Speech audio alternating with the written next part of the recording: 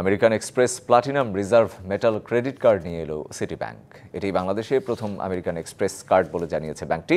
বৃহস্পতিবার ঢাকার একটি হোটেলে সিটি ব্যাংকের এই কার্ডের উদ্বোধন করেন চেয়ারম্যান আজিজ আল কায়সার। তিনি বলেন, এই কার্ড ব্যক্তিগত সেবা, আন্তর্জাতিক ভ্রমণে সহায়তা, সাশ্রয় এবং আকর্ষণীয় সুবিধার সমন্বয়ে গঠিত।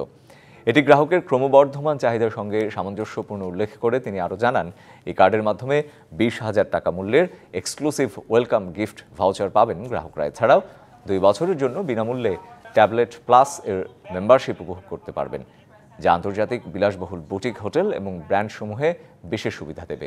অনুষ্ঠানে ব্যাংকটির ব্যবস্থাপনা পরিচালক ও সিইও মাসরুর আরফিন, অতিরিক্ত ব্যবস্থাপনা পরিচালক মাহবুবুর রহমান সহ ঊর্ধ্বতন কর্মকর্তারা উপস্থিত ছিলেন।